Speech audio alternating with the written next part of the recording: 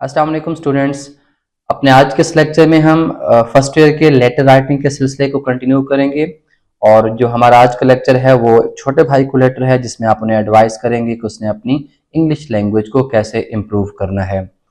चलते हैं लेटर की तरफ। एज पर प्रैक्टिस फर्स्ट की जो टॉप की दो लाइंस हैं वो हम रिजर्व करते हैं क्वेश्चन नंबर लिखने के लिए और साथ लेटर राइटिंग लिखने के लिए।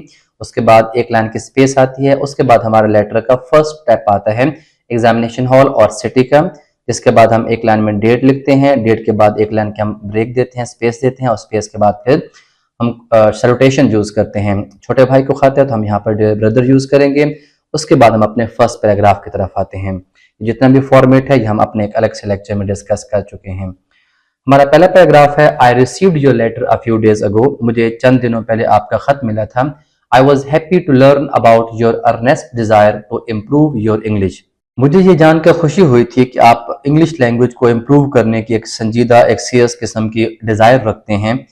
Your quest for sound knowledge is really praise वर्दी। आपकी ये अपने इल्म को बढ़ाने की जो तलब है, इल्म हासिल करने की तलब है, ये वाकईतन काबिल तारीफ है। Everyone knows that English has attained the status of an international language. हर कोई जानता है कि इंग्लिश ने इंटरनेशनल लैंग्वेज का स्टेटस हासिल कर लिया है।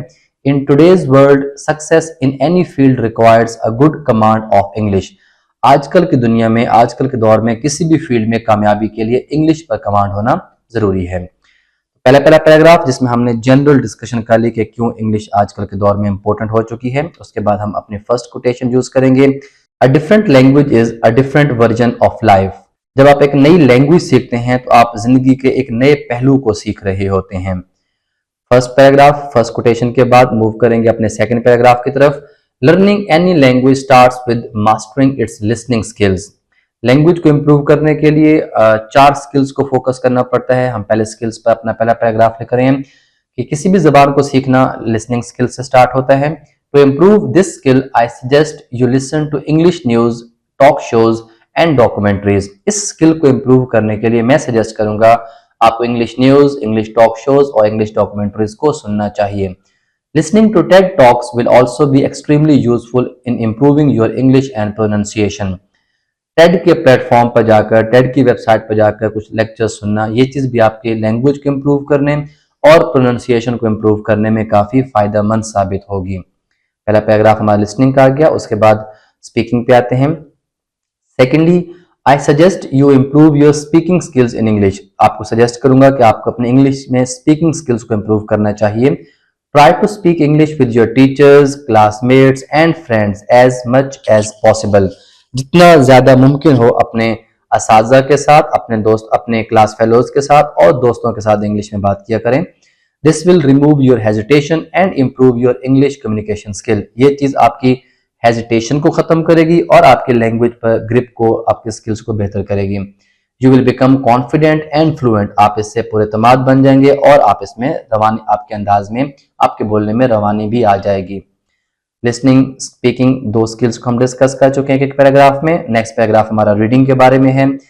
You must develop a habit of reading English books, magazines and newspapers with the help of a good dictionary. आपको एक अच्छी इंग्लिश डिक्शनरी की मदद से इंग्लिश बुक्स, इंग्लिश मैगजीन्स और इंग्लिश न्यूज़पेपर को पढ़ने की आदत बनानी चाहिए। Also read reliable English grammar books to master your basics. Language पर अपनी बेसिक्स को इम्प्रूव करने के लिए आपको इंग्लिश ग्रामर बुक्स को भी पढ़ना चाहिए। You should expand your English vocabulary through regular reading. मुसलसल रीडिंग करके ही आप अपनी वोकेबलरी को एक्सपेंड कर सकते हैं, इंक्रीज कर सकते हैं। उसके बाद हमें कोटेशन रीडिंग के बारे में बता रहे हैं। Reading is the gateway skill that makes all other learning possible. Reading एक बुनियादी महारत है जो कि हर किस्म की लर्निंग को मुमकिन बनाती है।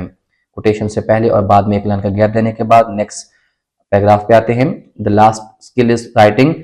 Finally try to write something in English every day and get it checked and corrected by your English teacher.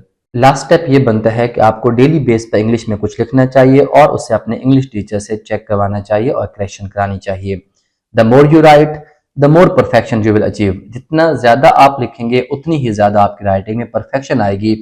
As we know, जैसा कि हम जानते हैं कि practice makes a man perfect, के प्रैक्टिस ही इंसान को परफेक्ट बनाती है।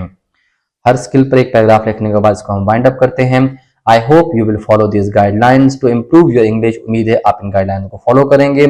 Remember, nothing is impossible for a determined mind. याद रखिएगा कि एक पुरअज़्म इंसान के लिए, एक पुरअज़्म शख्स के लिए कुछ भी इम्पॉसिबल नहीं होता। Happy learning. उसके बाद हम इसको वाइंड अप करेंगे योर लविंग ब्रदर और x.y.z लिखकर। सो हमारा लेटर कुछ इस तरह से बन जाएगा। टॉप पर हमारे पास हेडिंग आ गई है, फिर स्टार्टिंग के हमारे पास स्टेप्स आ गए हैं, एक जनरल पैराग्राफ आ गया लैंग्वेज के बारे में, एक कोटेशन, उसके बाद फिर लिसनिंग, स्पीकिंग, रीडिंग, तीनों के एक पैराग्राफ आ गया, रीडिंग से मतलब एक कोट आ जाएगा, आखिर में राइटिंग आ गया और फिर हमने इसको वाइंड अप कर लिया। Having discussed all this, let's wind up the lecture now. Thank you so much. Allah Hafiz.